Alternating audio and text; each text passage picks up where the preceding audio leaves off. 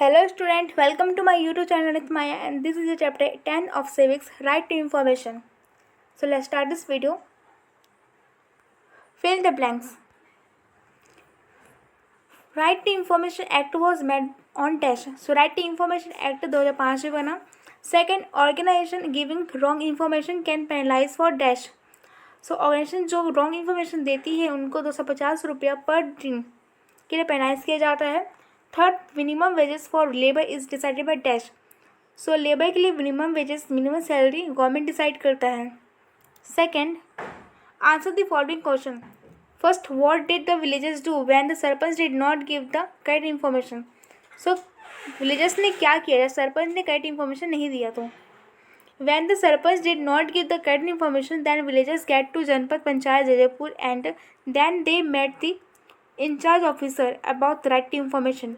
So जब सरपंच ने गांव वालों को करेक्ट इन्फॉर्मेशन नहीं दिया तो गांव वाले कहाँ गए? जनपद पंचायत के पास गए, जयपुर. वहाँ वे इंचार्ज ऑफिसर मिले और राइट टू इन्फॉर्मेशन के तहत the villagers gives application to incharge officer. Then incharge officer take action against sarpanch. तब गाँव वाले ने इंचार्ज ऑफिसर को सरपंच के अगेंस्ट एप्लीकेशन दिया और फिर यहाँ पर इंचार्ज ऑफिसर ने सरपंच के अगेंस्ट कार्रवाई की, एक्शन लिया.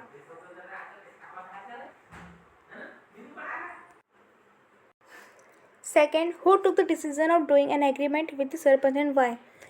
सो किसने सरपंच के साथ एग्रीमेंट लेने का डिसीजन लिया और क्यों. Habib, Budhiya, Vishnu, Bhola took the decision of doing an agreement with sarpanch because sarpanch paid less amount to the labour.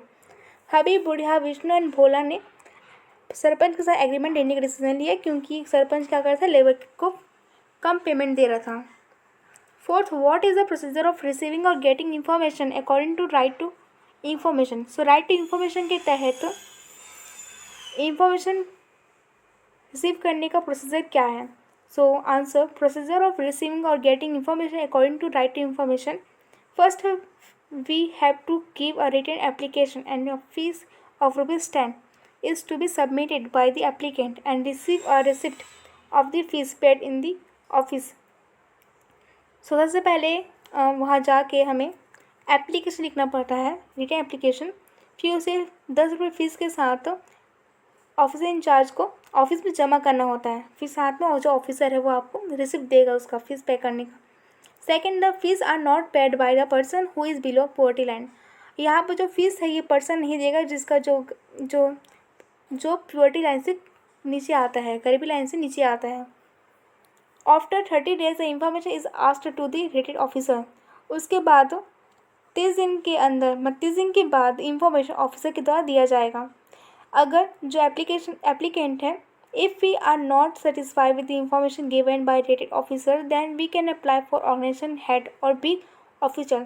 अगर जो ऑफिसर के द्वारा हमें इंफॉर्मेशन दी गई है उससे हम संतुष्ट नहीं होते हैं तो हम ऑर्गेनाइजेशन के हेड के साथ अप्लाई कर सकते हैं या फिर उससे बड़े ऑफिसर के साथ. Fact, within how many days after the application is rating right to information act the competent officer should be informed of about. सो कितने दिन के अंदर एप्लीकेशन जमा करने के बाद राइट टू इन्फॉर्मेशन के तहत कॉम्पिटेंट जो ऑफिसर से रेटेड वो इन्फॉर्मेशन देगा. So in 30 days after application in relating right to information act 2005 the competent officer should be informed to applicant who gave application related to the information.